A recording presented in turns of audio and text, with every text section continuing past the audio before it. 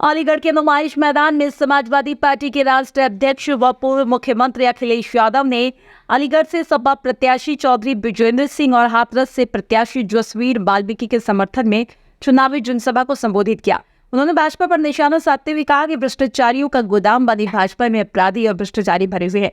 इस सरकार ने किसान और नौजवानों का एक तिहाई जीवन बर्बाद कर दिया। ये परीक्षा से पहले पेपर लीक कराने वाली सरकार है।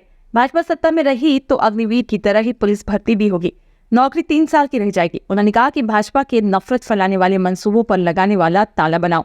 उन्होंने कहा कि 10 साल बहुत लंबा समय होता है। दिल्ली में भी सरकार, यूपी में भी, यहाँ जनता की तरफ से आवाज आ रही है। सांसद जी हाजिर हो और 10 साल का हिसाब किताब दे। दिल्ली वालों और लखनऊ वालों के भाषण से चुनाव के रुझान आने लगे हैं। इंडिया गठबंधन की भी चर्चा होने लगी है। पश्चिम से जो हवा चली है उसने ऐलान कर दिया है कि भाजपा का सफाया होने जा रहा है। मैं सबसे पहले आप सबका बहुत बहुत आभार प्रकट करना चाहता हूं। मैं देख रहा हूं जहां इतनी गर्मी है और दोपहर का वो समय है जिस समय सबसे ज्यादा गर्मी होती है, तापमान होता है। हमारा पंडाल भी उतना मजबूत नहीं है, लेकिन उसके बावजूद भी मैं देख रहा हूं जोश और उत्साह ऐसा दिखाई दे रहा है कि अलीगढ़ वाले इस बार सब रिकॉर्ड तोड़ने जा रहे हैं। अलीगढ़ वाले न केवल रिकॉर्ड तोड़ने जा रहे हैं बल्कि एक नया रिकॉर्ड बनाने जा रहे हैं। 10 साल कोई छोटा मोटा समय नहीं होता है।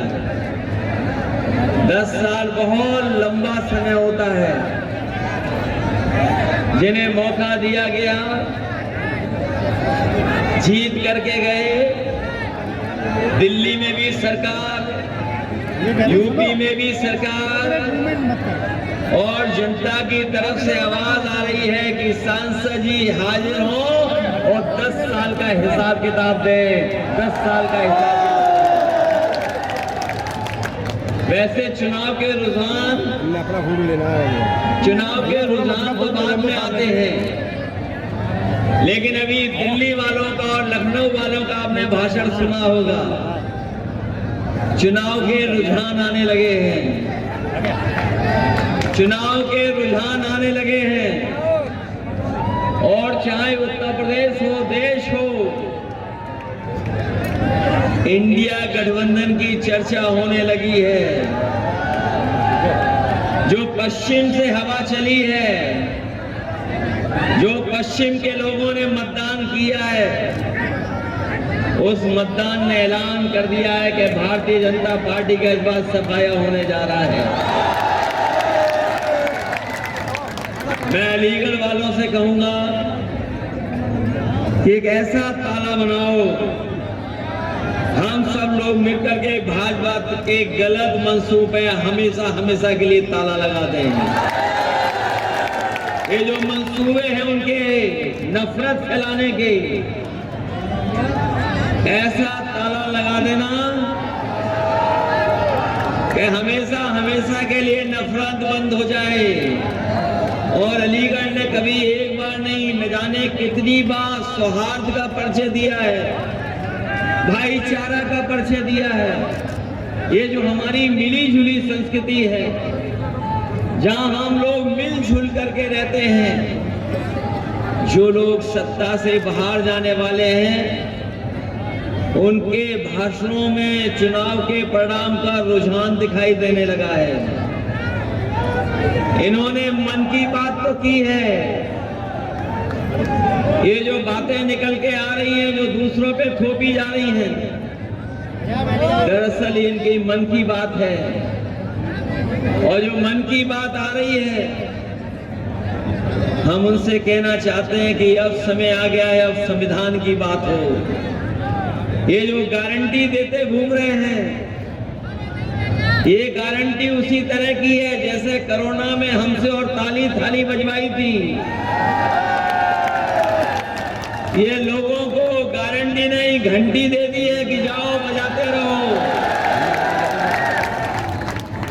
जो ये गारंटी है, जुमले से 10 साल लंबी है। 10 साल पहले जुमला था, और अब गारंटी आई है। इसलिए मैं आपसे अपील करने आया हूं, जब हम और आप लोग मतदान करें तो हम लोग सावधान भी रहें, क्योंकि इधर हमारे किसान भाई से लेकर के हर वर्ग के लोगों ने देखा है कि इनकी सरकार में कितनी तकलीफ और परेशानी आई है। हम अपने किसान भाइयों से कहना चाहते हैं, ये सरकार जब से आई है हमारा किसान संकट में चला गया। उनके सामने जो मुसीबतें आई, शायद आजादी के बाद इतनी मुसीबतें किसानों के सामने कभी नहीं आई। और मैं याद दिलाना चाहता हूं कि जब कोरोना था, जब सब कुछ बंद हो गया, अगर कोई खेतों पे जाकर के अन्न पैदा कर रहा था तो वो हमारे किसान और हमारे किसान के बेटे जाकर के अन्न पैदा कर रहे थे। भाजपा और उसके सांसद के खिलाफ जन आंदोलन है। जन आंदोलन में जब जनता निकल पड़ती है तो भीड़ स्वतः आती है। ये लाई हुई भीड़ नहीं थी प्रशासन की, अधिकारी कर्मचारियों की, ये स्वतः अपने साधनों से आई थी। और आज उसने सिद्ध कर दिया है कि यहाँ गठबंधन का प्रत्याशी चौधरी बीरेंद्र सिंह को समाजवादी पार्टी के उम्मीदवार को जिताएंगे। देखा हमने, टेंट नहीं था, धूप में लोग खड़े हो गए। जब प्रधानमंत्री की मीटिंग में ऐसे बचाया जाता है कालीन जैसे, पता नहीं, उनका तो मुफ्त का पैसा है ना। तो आज सिद्ध कर दिया जनता ने कि चुनाव अलीगढ़ का हो चुका है। और सबसे बड़ी बात, 7,36 बिरादरी, क्या हिंदू, क्या मुसलमान, क्या सिख, क्या ईसाई, सब एकजुट होकर के हम हैं देश के भविष्य के भाई भाई। मैं नेताओं का तो आभार व्यक्त करता ही हूँ, लेकिन उससे भी ज़्यादा मैं पूरे जनपद की जनता का आभार व्यक्त करता हूँ। क्या उन्होंने दिखा दिया अपनी ताकत को और इस फकीर की झोली में अपने आशीर्वाद का सैलाब डाल दिया। मैं उनका, उनके विचारों का, उनके साथियों का सबका आभार व्यक्त करता हूँ, धन्यवाद देता हूँ।